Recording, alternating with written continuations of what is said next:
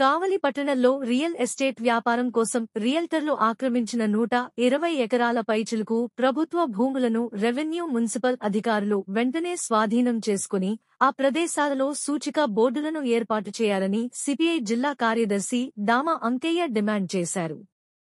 గురువారం ఆయన పట్టణంలోని స్థానిక జర్నలిస్ట్ క్లబ్ నందు ఆయన మీడియా సమావేశం ఏర్పాటు చేసి మాట్లాడుతూ గత 2 నెలల క్రితం municipal commissioner Shravan Kumar media సమావేశంలో మాట్లాడుతూ కావలి పట్టణంలో వివిధ సర్వే నంబర్లలో కొంతమంది రియల్టర్లు రియల్ ఎస్టేట్ వ్యాపారం కొరకు ప్రభుత్వ భూమిని ఆక్రమించుకుని ప్లాట్లు వేసి అమ్మేసినట్లు తెలిపిన విషయం తెలిసిందే అన్నారు. అయితే ఆ ప్రభుత్వ భూమిని కావలి ఆర్డీఓ, మున్సిపల్ కమిషనర్ స్వాధీనపరచుకుని ఆ ప్రదేశాలలో హద్దురాలను, సూచిక బోర్డులను ఏర్పాటు చేసి ప్రజలకు తెలియజేయాలన్నారు.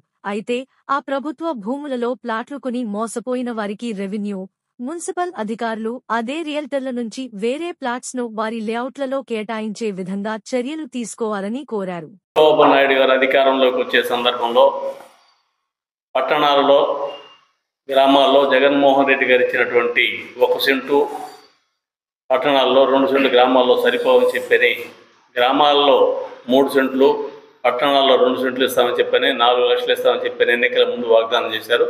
ఎన్నికలు అయిన అనంతరం కూడా వాగ్దానం చేశారు.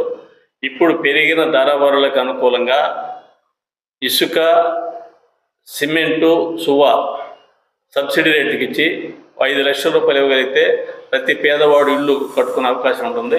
ఆ మేరకు భారత కమ్యూనిస్ట్ పార్టీ నాయకత్వాన ఆంధ్రప్రదేశ్లో అన్ని సచివాలయాల ముందు అర్హత కలిగిన అందరినీ కూడా అప్లికేషన్లు చేసుకోమని చెప్పి మేము కూడా కొన్ని అప్లికేషన్లు పూర్తి చేస్తున్నాం. ప్రత్యేకించి కావలి, నెల్లూరు జిల్లాలో కూడా చేసుకోవాలని అర్హత కలిగిన వారిని అందరినీ కూడా ఈ సందర్భంగా కోరుతున్నాము. ఎందుకంటే పెరిగినంటే అనేక సందర్భాల్లో ఏమాత్రం ఇప్పుడు వాళ్ళు సొంతంగా ఆటోలు నడిపేవాళ్ళు, రకరకాలైనటువంటి వాళ్ళు సొంతంగా బతుకుతున్నారు కానీ ప్రభుత్వం నుంచి ఏ విధంగా రాయితీలు పొంది ఉండలేదు. కాబట్టి వాళ్ళందరూ కూడా కావలి పట్టణంలో 2 సెంట్లు, అలాగే కార్పొరేషన్లో కూడా 2 సెంట్లు, గ్రామాల్లో 3 సెంట్లు లెక్కనివ్వాలని చెప్పని టైం అయిపోయిందని సచివాలయాలు చెప్తున్నారు. టైం ఏం అయిపోయలేదు. సచివాలయాల్లో అర్జీలు ఇవ్వవలసిందిగా కోరుతున్నాం. అర్జీలు ఇచ్చిన తర్వాత ఎంఆర్ఓ గారిని, కలెక్టర్ గారిని కలిసి ఆ అంశాల మీద మాట్లాడి తగిన పోరాటానికి కూడా మేము ఈ సందర్భంగా ఉద్యుక్తులవుతామని చెప్పని తెలియజేస్తూ, కావలికి సంబంధించిన భాగంలో కావలి మున్సిపల్ కమిషనర్ గారు ఒక నెల రోజుల క్రితం 120 ఎకరాల పైన ప్రభుత్వ భూమి అన్యాక్రాంతమైంది, కార్పొరేట్ ఒక రియల్ ఎస్టేట్ వాళ్ళు రియల్ ఎస్టేట్ అమ్ముకున్నారని చెప్పి పబ్లిక్ ప్రెస్ మీట్ పెట్టి ప్రజానికానికి తెలియజేసి అనేక చోట్ల మేము దాన్ని స్వాధీనపరుచుకున్నామని చెప్పని చెప్తున్నారు. మేము ఇప్పుడు కావలి ఆర్డీఓ గారిని నిన్నే కలిసాము. అలాగే కమిషనర్ గారు కానీ ప్రభుత్వ యంత్రాంగాన్ని అన్నిటికీ ప్రత్యేకించి రెవెన్యూ వాళ్ళకి చెప్పేది ఏమిటంటే, మీరు ఎక్కడైతే ఆక్రమించారో ఆ మొత్తాన్ని ప్రభుత్వం స్వాధీనం చేసుకోవాలని చెప్పని, అర్హత కలిగిన వాళ్ళందరికీ కూడా ఇవ్వాలని చెప్పి సందర్భంగా కోరుతున్నాం.